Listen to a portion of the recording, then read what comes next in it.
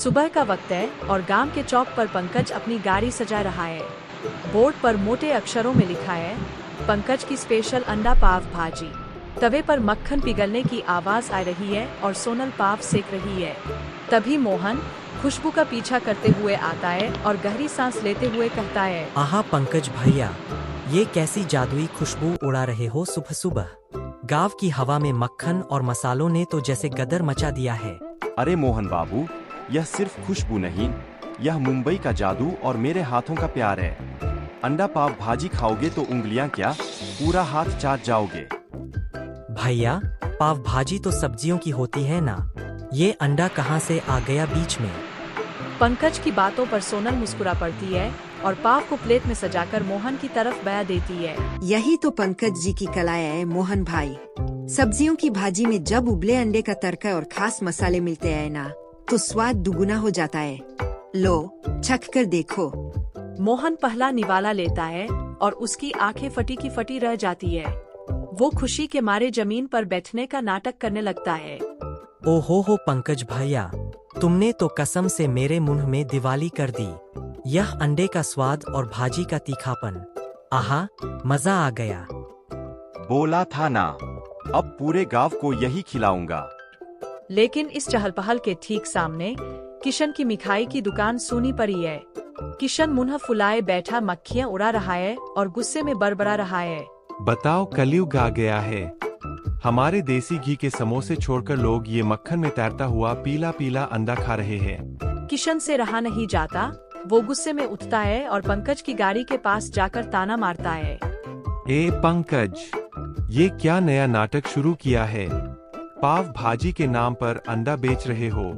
हमारी शुद्ध कचौड़ियों का बाजार खराब कर दिया तुमने। अरे किशन भाई, राम राम। बाजार कोई किसी का खराब नहीं करता, जिसका जो स्वाद है वो वही खाता है। आप भी एक प्लेट चख लो, सारा गुस्सा मक्खन की तरह पिघल जाएगा। तौबा तौबा, मैं और तुम्हारा ये हाइब्रिड खाना कभी नहीं। असली खाना वो है जो पसीने से मेहनत करके सिलबट्टे पर मसाले पीसकर बनता है। ये 2 मिनट में अंडे फोड़ने को कला नहीं कहते। किशन भाई, खाना कोई भी हो, अगर वो दिल से और सफाई से बनाया जाए तो वो अमृत ही होता है।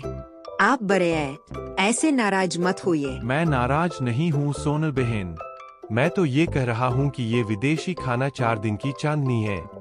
देख लेना, अगले हफ्ते कोई तुम्हारी दुकान पर फटकेगा भी नहीं। किशन पैर पटकते हुए वापस चला जाता है। रात का समय है। किशन के कमरे में एक मध्यम सी रोशनी जल रही है। सामने सूथी कचौरियां रखी है, पर भूख मर चुकी है। तभी खिड़की से पंकज की दुकान के मसालों की हल्की सी महक आती है। खुशबू तो बड़ी अच्छी आ रही है। क्या सच में उतना स्वादिष्ट होगा? नहीं किशन, तूने भरी महफिल में कसम खाई है। भूखा सो जाऊंगा पर वो अंडा पाव भाजी नहीं खाऊंगा। 3 दिन बीत चुके हैं। पंकज और सोनल काम कर रहे हैं। तभी मोहन उदास चेहरे के साथ आता है। क्या बात है मोहन बाबू, आज चेहरे पर 12 क्यों बज रहे हैं? नहीं पंकज भाई, आज मन नहीं है। किशन काका की तबीयत बहुत खराब है। 3 दिन से दुकान नहीं खोली। कल रात उनके घर से खांसने की बहुत आवाज आ रही थी। क्या? वो तो घर में अकेले रहते हैं, कोई खाना बनाने वाला भी नहीं है। कोई नहीं है भाभी, बुखार से तप रहे हैं। बोले कि मुंह का स्वाद कड़वा हो गया है, बस पानी पीकर पड़े हैं। किशन काका की बीमारी की खबर सुनकर पंकज और सोनल एक दूसरे की आंखों में देखते हैं। पंकज गंभीर स्वर में करता है, मोहन, तुम दुकान संभालो। सोनल, जरा 2 ताजे अंडे और नरम पाव निकालना। आज की पाव भाजी मसाले वाली नहीं, प्यार वाली बनेगी। किशन बिस्तर पर लेटे कमजोर दिख रहे हैं। तभी पंकज ढका हुआ टिफिन लिए अंदर आता है। तुम यहाँ क्या करने आए हो पंकज? मेरी हालत पर हंसने? अरे किशन भाई, बीमारी पर तो दुश्मन भी नहीं हंसते। ये लीजिए। जैसे ही पंकज टिफिन खोलता है, उसमें से कम मसाले वाली, हल्दी और हल्के मक्खन में बनी भुर्जी की खुशबू निकलती है। मैंने कहा था ना, मैं तुम्हारा ये खाना नहीं खाऊंगा। किशन भाई, मैं यहाँ दुकानदार बनकर नहीं, आपका छोटा भाई बनकर आया हूँ।